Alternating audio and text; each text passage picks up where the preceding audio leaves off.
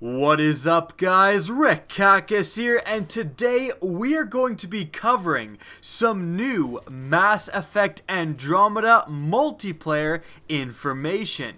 Now, I'm sure some of you guys know that the Mass Effect series is near and dear to my heart. I absolutely love that series, and although I'm mainly covering Destiny now, I used to, way back in the day, make Mass Effect 3 multiplayer videos, and again, the Mass Effect series has always been probably my favorite gaming series of all time. So I am hyped beyond hyped for Mass Effect Andromeda.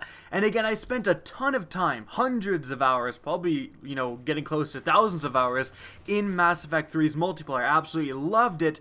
And so that's why I'm keeping a very close eye on Mass Effect Andromeda's multiplayer. And that's what we're covering today. Some new information about the multiplayer offering for Mass Effect Andromeda. Now, I have made one video relatively recently going over the latest multiplayer details. We're not going to cover necessarily any of the same things in this video and that video, so if you haven't seen that video, I would recommend it. But we're going to get started here right away. This is coming from a Game Informer article. Game Informer has had some hands-on experience with Mass Effect 3, lucky them, and we're going to be going over the new information they're talking about and also analyzing what that information means for the evolution of Mass Effect's multiplayer. If you guys want to see the original article, it's of course linked in the description down below.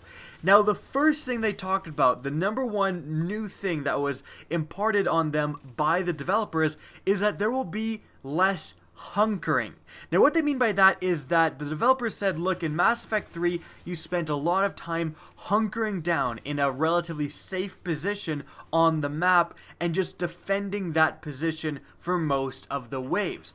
And I would say that there definitely is some merit to that. I certainly know on, many different maps where the best spots to hold out are. And that hunkering definitely becomes more relevant the higher difficulties you go. On gold difficulties, you start to see people really gravitate to certain portions of the map and stay there. And on platinum difficulty, it's even more so. I will say, though, that as the game evolved, as more characters were added, especially characters like the Geth Juggernaut and the Krogan Warchief, I think it was, the guy with the massive hammer as a melee, those characters kind of made it so that the hunkering settled down a bit. By the end of Mass Effect 3, I would say that a lot of characters, Geth Infiltrator going invisible and using stuff like the Piranha Shotgun, which I think you're seeing in the background gameplay even, characters like that allowed you to be a lot more mobile and allowed you to get out of cover, move around the map a lot more. And so the hunkering, again, settled down as Mass Effect went on. But even with that being said, the developers obviously felt like saying that, hey, in Mass Effect Andromeda there's going to be less hunkering was an important point to relay to us, which is interesting. Now, to achieve this, the developers said that there will be more enemies specifically designed to get you out of cover. Now, that's combined with enemies specifically designed to make you go into cover. So, with those different enemies both engaging you at different times, you're going to have to utilize the entire map space and you're going to have to stay mobile. Now, moving on, the next important addition to the multiplayer is individual power cooldowns. This is huge. Now, for those of you who didn't play Mass Effect 3 or have simply forgotten, in Mass Effect 3, you had global cooldowns. So if you had two skills and you used one of those skills, both skills would recharge. There would be a cooldown period where you couldn't use any of your skills. So again, a global cooldown. But with Mass Effect Andromeda, the developers have said we're getting individual power cooldowns, meaning that you can use a power, you can use an ability, and use a second ability immediately after with no cooldown. You can also use one ability, it'll recharge, and then use that same ability again, it'll recharge, and have the other ability, not recharging whatsoever. You can use that other ability whenever you want.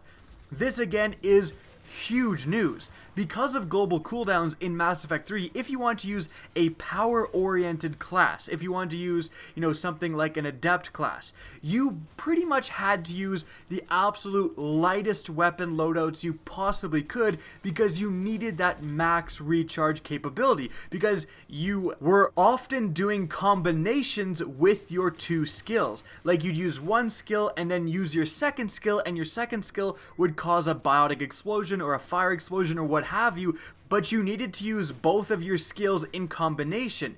Now, in Mass Effect Andromeda, if the whole explosion, biotic fire, whatever explosion mechanic is still happening, you're going to be able to trigger those with your own skills so much easier. Like, just doing boom, boom, two skills right after one another is going to be huge for enabling power-focused character builds. It's also going to mean that you may not need to use the absolute lightest weapon loadout possible. Again, if that mechanic for using heavier and lighter weapons is also returning in Mass Effect Andromeda, you can use a lot more powerful weapons. You don't have to have the absolute least weight to enable your cooldowns as fast as possible if you don't have global cooldowns. So you may actually see, although this makes, power-focused characters a lot more powerful, you may actually see more weapon usage out of it too, because it means that those characters don't have to use crappy weapons just to enable their powers. So this is going to be a big change for the multiplayer.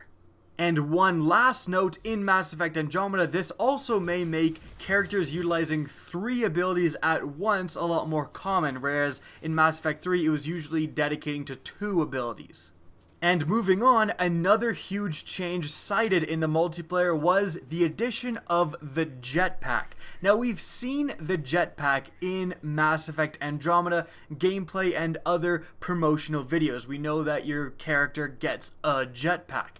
However, it's interesting that they cited it in multiplayer as being this huge thing. In fact, they did say that there isn't a bunch of ladders leading everywhere, and in fact, some places are just kind of elevated on their own, and you're going to have to jetpack up there to access those places, and those places are going to be, potentially better for holding out for a certain wave or two.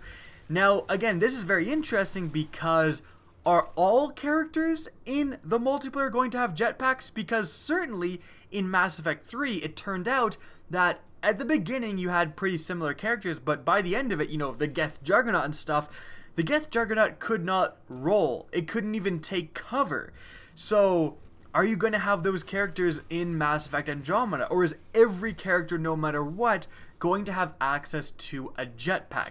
That is a very interesting question that right now we just don't know. It may be that initially when Mass Effect Andromeda first comes out that everyone has a jetpack. And in fact, from what they're saying here, that some areas of the map are only accessible with jetpacks, it would seem like that is likely. However, as the game goes on, they may indeed add characters that don't have access to that and have other strange, unique, or interesting abilities. Regardless of what happens there, the addition of a jetpack as a universal ability for most characters in the multiplayer is definitely going to be very interesting, and that's going to go in tandem with the first point we covered, is that they're aiming to make the multiplayer less hunkering, less holding out a defensive position, and more going around the entire map. The addition of a jetpack allowing that massive increase in mobility is going to help achieve this. Next, a point that I covered in my previous Mass Effect Andromeda multiplayer video was that there's going to be the addition of mission funds. Now, these mission funds are actually utilized to outright buy certain weapons or characters. So there is going to be the microtransactions focused RNG system where you open a package of some sort and you get a bunch of cards, you get some characters, weapons, attachments, whatever. That's going to be returning in Mass Effect Andromeda. Again, for someone who maybe didn't play Mass Effect 3, that sounds bad. Microtransactions focused is usually not something that's good. However, in Mass Effect 3, they added 5 completely free DLCs because they're all funded with these microtransactions. More characters, a new enemy faction, more weapons, more attachments, tons of new stuff, more maps were all added in these free DLCs. So I'm totally okay with the microtransactions returning, especially since earning the in-game currency wasn't actually that strenuous. It was actually quite fair. Now, that all aside, the reason we're covering it in today's video is that there's been a little change to the information there, So you can't just buy everything outright. Like, not everything is available to you right off the bat. In fact, there's a mechanic somewhat similar to Xur in Destiny, whereas every week or so, it'll be on a rotating basis. It might be every week, it might be every day, but there'll be a selection of loot you can buy outright with these mission funds that you earn. So again, if you're getting screwed over in the RNG system, you can't get a certain weapon, you know, the Cerberus Harrier. I'm sure Mass Effect 3 vets will get that.